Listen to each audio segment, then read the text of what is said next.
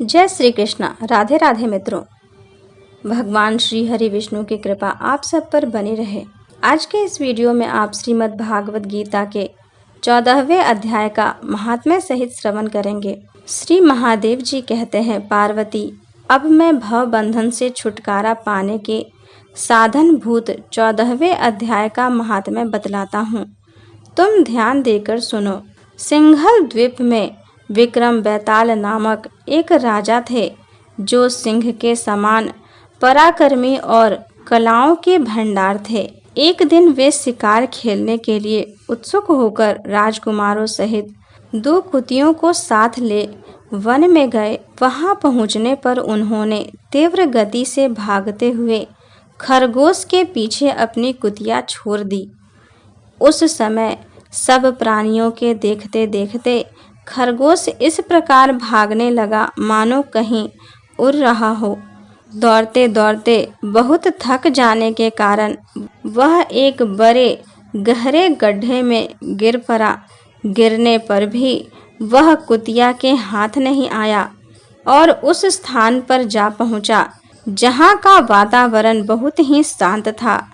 वहां हरिण निर्भय होकर सब ओर वृक्षों की छाया में बैठे रहते थे। बंदर भी अपने आप टूटकर गिरे हुए नारियल के फलों और पके हुए आमों से पूर्ण तृप्त रहते थे। वहां सिंह हाथी के बच्चों के साथ खेलते और सांप निडर होकर मोर की पंखों में घुस जाते थे। उस स्थान पर एक आश्रम के भीतर वत्स नामक मुनि रहते थे, जो जितेंद्रिय एवं शांत भाव से निरंतर गीता के 14वें अध्याय का पाठ किया करते थे। आश्रम के पास ही वत्स मुनि के किसी शिष्य ने अपना पैर धोया था। ये भी 14वें अध्याय का पाठ करने वाले थे। उसके जल से वहां की मिट्टी गीली हो गई थी। खरगोश का जीवन कुछ शेष था। वह हांफता हुआ आकर उसी कीचड़ में गिर पड़ा। उसके स्पर्श मात्र से ही खरगोश दिव्य विमान पर बैठकर स्वर्ग लोक को चला गया। फिर कुतिया भी उसका पीछा करती हुई आई। वहां उसके शरीर में भी कुछ कीचड़ के छींटे लग गए। फिर भूख प्यास की पीड़ा से रहित हो कुतिया का रूप त्याग कर उसने दिव्यांगना का रमणीय रूप धारण कर लिया तथा गंधर्वों से सुशोभित दिव्य विमान पर आरूढ़ हो वह भी स्वर्ग लोक को चली गई।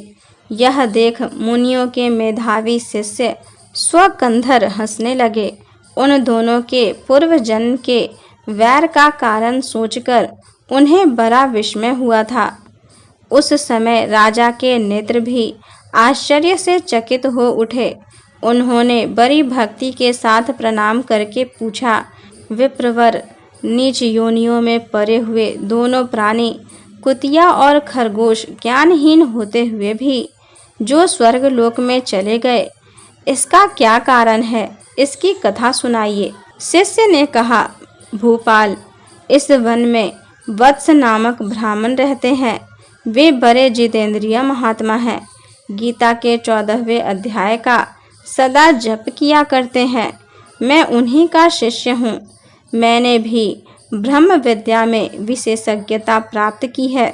गुरु जी की ही भांति मैं भी 14वें अध्याय का प्रतिदिन जप करता हूँ। मेरे पैर धोने के जल में लौटने के कारण यह खरगोश कुतिया के साथ ही स्वर्ग लोक को प्राप्त हुआ है। अब मैं अपने हंसने का कारण बताता हूँ। महाराष्ट्र में प्रत्युदक नामक महान नगर है। वहाँ केशव नाम का एक ब्राह्मण रहता था, जो कपटी मनुष्यों में अग्रगण्य था। उसकी स्त्री का नाम विलोभना था। वह स्वच्छंद विहार करने वाली थी। इससे क्रोध में आकर जन्म भर के वैर को याद करके ब्राह्मण ने अपनी स्त्री का वध कर दिया और उसी पाप से उसको खरगोश की योनि में जन्म मिला। ब्राह्मणी भी अपने पाप के कारण कुतिया हुई। श्री महादेव जी कहते हैं, यह सारी कथा सुनकर श्रद्धालु राजा ने गीता के 14वें अध्याय का पाठ आरंभ कर दिया। इससे उन्हें परम गति की प्राप्ति हुई। अब श्रीमद् भागवत गीता के 14वें अध्याय के पाठ का श्रवण कीजिए। श्री कृष्ण भगवान बोले, हे अर्जुन, ज्ञानों में भी अति उत्तम परम ज्ञान को मैं फिर भी तेरे लिए कहूँगा कि जिसको जानकर सब मुनि जन इस संसार से मुक्त होकर परम सिद्धि को प्राप्त हो गए हैं। अर्जुन, इस ज्ञान को आश्रय करके अर्थात धारण करके मेरे स्वरूप को प्राप्त हुए पुरुष सृष्टि के आदि में पुनः उत्पन्न नहीं होते हैं और प्रलय काल में भी व्याकुल नहीं होते हैं, क्योंकि उनकी दृष्टि में मुझ वासुदेव से भिन्न कोई वस्तु है ही नहीं। हे अर्जुन, मेरी महत ब्रह्म रूप प्रकृति अर्थात त्रिगुणमयी माया संपूर्ण भूतों की योनि है, अर्थात गर्भाधान का स्थान है, और मैं उस योनि में चेतन रूप बीज को स्थापन करता हूँ। उस जड़ चेतन के संयोग से सब भूतों की उत्पत्ति होती है। हे अर्जुन, नाना प्रकार की सब योनियों में जितनी मूर्तियां अर्थात शरीर उत्पन्न होते हैं, उन सब की त्रिगुणमयी माया तो गर्भ को धारण करने वाली माता है, और मैं बीज को स्थापन करने वाला पिता हूँ। हे अर्जुन, सत्वगुण, रजोगुण और तमोगुण ऐसे यह प्रकृति से उत्पन्न हुए तीनों गुण इस अविनाशी जीव आत्मा को शरीर में बांधते हैं। हे निष्पाप, उन तीनों गुणों में प्रकाश करने वाला निर्विकार सत्व गुण तो निर्मल होने के कारण सुख की आसक्ति से और ज्ञान की आसक्ति से अर्थात ज्ञान के अभिमान से बांधता है। हे अर्जुन, राग रूप रजोगुण को कामना और आसक्ति से उत्पन्न हुआ जान, वह इस जीव आत्मा को कर्मों की और उसके फल की आसक्ति से बांधता है। और हे अर्जुन, सर्वदेहाभिमानियों के मोहने वाले तमोगुण को अज्ञान से उत्पन्न हुआ जान, वह इस जीव आत्मा को प्रमाद, आलस्य और निद्रा के द्वारा बांधता है। क्योंकि हे अर्जुन, सत्वगुण सुख में लगाता है और रजोगुण कर्म में लगाता है तथा तमोगुण तो ज्ञान को आच्छादन करके अर्थात ढक के प्रमाद में भी ले जाता है। और हे अर्जुन, रजोगुण और तमोगुण को दबाकर सत्वगुण होता है अर्थात बढ़ता है, तथा रजोगुण और सत्वगुण को दबाकर तमोगुण बढ़ता है। वैसे ही तमोगुण और सत्वगुण को दबाकर रजोगुण बढ़ता है। इसीलिए जिस काल में इस देह में तथा अंतःकरण और इंद्रियों में चेतनता और बोध शक्ति उत्पन्न होती है, उस काल में ऐसा जानना चाहिए कि सत्वगुण बढ़ा है। और हे अर्जुन, रजोगुण के बढ़ने पर लोभ और प्रवृत्ति अर्थात सांसारिक चेष्टा तथा सब प्रकार के कर्मों का स्वार्थ बुद्धि से आरंभ एवं अशांति अर्थात मन की चंचलता और विषय भोगों की लालसा, यह सब उत्पन्न होते हैं। तथा हे अर्जुन, तमोगुण के बढ़ने पर अंतःकरण और इंद्रियों में अप्रकाश एवं कर्तव्य कर्मों में अप्रवृत्ति और प्रमाद अर्थात व्यर्थ चेष्टा और निद्रा आदि अंतःकरण की मोहिनी वृत्तियां, यह सब ही उत्पन्न होते हैं। हे अर्जुन, जब यह जीव आत्मा सत्वगुण की वृद्धि में मृत्यु को प्राप्त होता है, तब तो उत्तम कर्म करने वालों के मल रहित अर्थात दिव्य स्वर्ग आदि लोकों को प्राप्त होता है। रजोगुण के बढ़ने पर अर्थात जिस काल में रजोगुण बढ़ता है, उस काल में मृत्यु को प्राप्त होकर कर्मों की आसक्ति वाले मनुष्यों में उत्पन्न होता है। तथा तमोगुण के बढ़ने पर मरा हुआ पुरुष कीट, पशु आदि मूढ़ योनियों में उत्पन्न होता है। क्योंकि सात्विक कर्म का तो सात्विक अर्थात सुख, ज्ञान और वैराग्य आदि निर्मल फल कहा गया है, और राजस कर्म का फल दुख एवं तामस कर्म का फल अज्ञान कहा है।